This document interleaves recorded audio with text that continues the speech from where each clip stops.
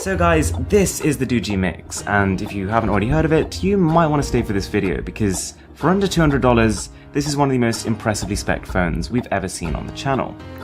So it's got 6 gigs of RAM, 64 gigs of storage, and an octa-core CPU.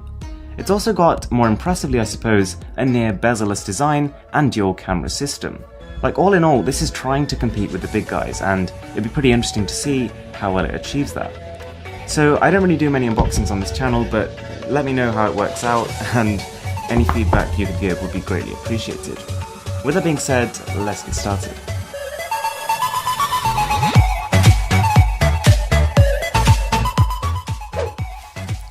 So, that is the retail box, and I mean, first impressions, pretty nice. I mean, I like the matte finish, and I like how the letters are etched inside in this kind of symmetric looking font. It does look pretty consistent.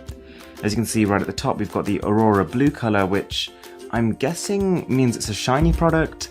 We'll find out pretty soon. And apart from that, there is more or less nothing on the box. So let's get right inside. So, phone is first in this nice little foam packaging. We're gonna put that aside, but I can see those no bezels looking nice. Right, so we've got a little cardboard box. I'm guessing instruction manual. Ooh, surprise. Okay, so we've got a plastic screen protector. Shame it's not a tempered glass. I don't know why they don't do that. It barely costs them anything extra, but okay. We've got a warranty card and an instruction manual and a nice little case. It's a hard black case. This is a pretty sharp phone. I mean, it's quite reminiscent of Sony's Xperia line of smartphones. Not necessarily the most ergonomic line, so I'm not really sure why they've taken inspiration from there, but I suppose we'll have to see the end product to make a judgment. But all in all, pretty nice looking case. Already made a bit of a mess of this. Okay, let's just clear some stuff. Right, inside here we have a phone ring holder. Apparently, this is this is really unexpected, but okay, we'll go with it. Right, okay, so this is basically the iRing. The iRing was the original product that did this, but essentially you stick it on the back of your phone using this little adhesive, and then the phone can stand up through it.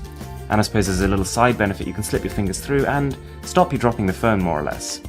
Pretty cool little thing, and if I'm not mistaken, it should rotate. Yep, a little bit stiff, but it rotates. That's a pretty cool thing to include with the phone, actually. I quite like what they've done there. Moving on.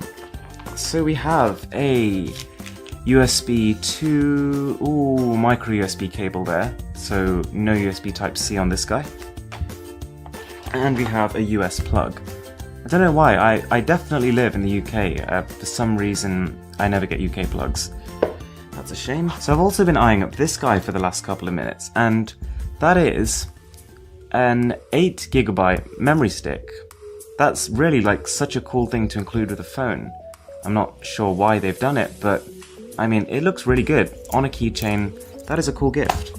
And right at the bottom, we've actually got a little SIM ejector tool. Interesting to note, they've actually included a plastic handle on it. I genuinely think that makes it look so much better. That's a cool thing. I think companies should genuinely learn from that. Cool piece of kit. I might be using that for my other phones as well. Nothing else in the box. Nope. Okay, so let's get on to the phone itself. Now, we've got this little ribbon, so we can pull it out, and bam, there we go. It's super reflective.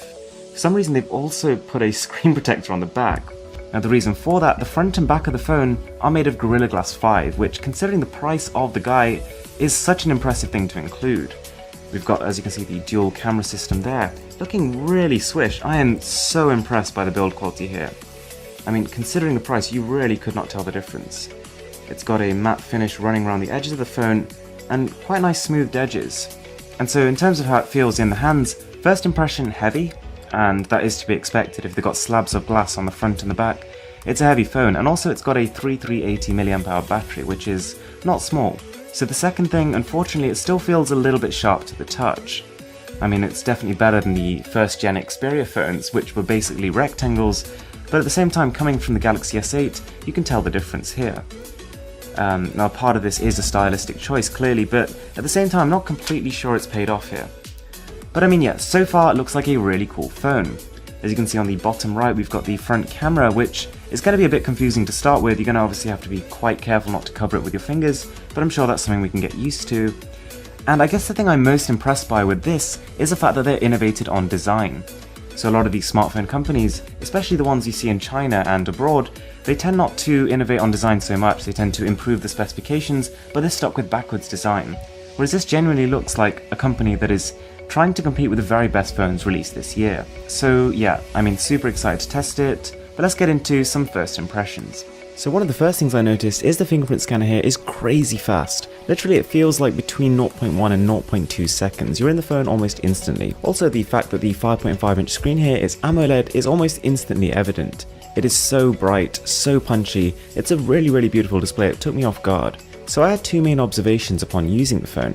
The first one is that the phone is capable, it's got the potential to be very fast, and the second one is that it's let down by this rather shoddy operating system. It just feels a little bit over bloated, a little bit childish, and to be honest it's just throwing loads of functionality and apps in your face, which you don't really need. However, there is light at the end of the tunnel. The fact that it is so capable means that if you do spend some time tinkering it, installing a custom launcher, some custom icons, probably a custom font too, you could get a really cool Android experience for not a lot of money. So in terms of the phone's dual camera setup, we've got an 8 megapixel and a 16 megapixel camera on the back. And as far as dual cameras go, this has to be probably the least effective one I've seen. The actual bokeh effect you can get from it doesn't seem to work very well at all, and also the phone struggles a little bit with HDR. Having said that, the fact that this even has dual cameras for this price is genuinely impressive, and compared to similarly priced phones, the camera doesn't necessarily stand out in a good or a bad way. So guys, that's the Deegoo Mix. If you did enjoy this video, be sure to check out the end screens on this video because I've got a couple of other really interesting ones that I think you'll like to check out. With that being said, I'm Mr. Who's the Boss, and I'm signing out.